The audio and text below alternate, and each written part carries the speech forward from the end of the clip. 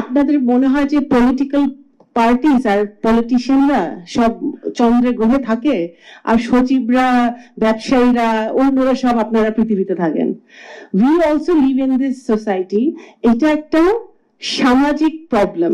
বাংলাদেশ জাতীয়তাবাদী দলে আমাদের যেটা সিস্টেম সেটা হচ্ছে যে আমাদের ইটস এ বিগ পার্টি। আমাদের প্রত্যেক সদস্যের একটি অ্যামাউন্ট ধরা আছে, প্রতি মাসে তারা দিবে পার্টি ফান্ডে।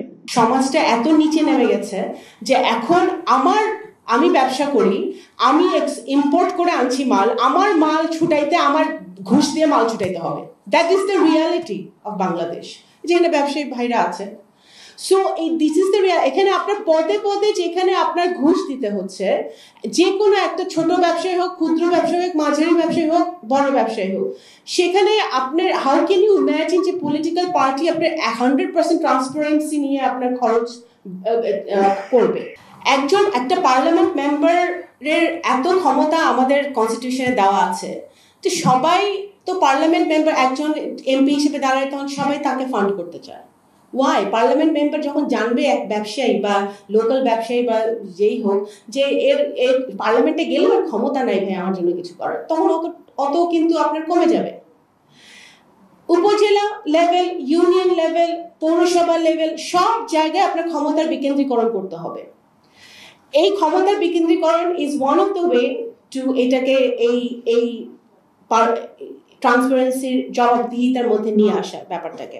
আমাদের দেশে কালচারটা কি, বিশেষ করে রুরাল এরিয়াতে, গ্রাম অঞ্চলে, যে একটা ভোট হবে, ভোটের সময় একটা ফেস্টিভ্যাল মুড থাকবে, যারা গ্রামে যারা সাধারণ জনগণ আছে তারা কিছু টাকা পয়সা পাবে যারা ভোটে দাঁড়িয়েছে তাদের কাছ থেকে। আমার এই ভাইটাকে সত্যি কথা বলেছে, আমি ধরেন 20 লাখ টাকা খরচ করলাম, আমার অপোনেন্ট খরচ করলো 2 কোটি টাকা। সো আমার 20 লাখ টাকা তো 2 কোটি টাকার মধ্যে প্রথম 2 সপ্তাহে আমি হেরে যাব। So that is the reality. আমাদের দেশে যদি আপনি চেক অ্যান্ড ব্যালেন্স আনতে চান, প্রত্যেকটা রাজনৈতিক দলকে ইলেকশন কমিশন, প্রথম কথা আমি মনে করি, এটা আমার ব্যক্তিগত opinion, party should run political activities. Party কোথা থেকে ফান্ড আনবে, এটা পার্টির প্রবলেম। পার্টি উইল ডিসাইড যে সে ফান্ড কোথা থেকে আনবে। কারণ আপনি ধরেন আমার একটা প্রোগ্রাম করতে আমার 10 লাখ টাকা খরচ হবে, এই 10 লাখ টাকা তো আমার কাছে নাই 10 লাখ টাকা খরচ করার। তো party should provide that fund, and party ফান্ডে অনেকভাবে টাকা আসে। জনগণ, ব্যবসায়ীরা ডোনেট করে, অন্যরা ডোনেট করে, টাকা আসে। আমি কতটা স্বচ্ছতার মধ্যে আনতে পারি জিনিসটা, সেটার জন্য আমি তো বললাম ক্ষমতার বিকেন্দ্রীকরণ, আনএমপ্লয়মেন্টকে অ্যাড্রেস করা, অ্যান্ড ট্রান্সপারেন্ট জুডিশিয়ারি, সেটা। এবং শুধু পলিটিশিয়ান না ভাই, আগে পরে যারা পলিটিশিয়ানদের ব্যবহার করে তাদেরও দায়বদ্ধতার মধ্যে আনেন।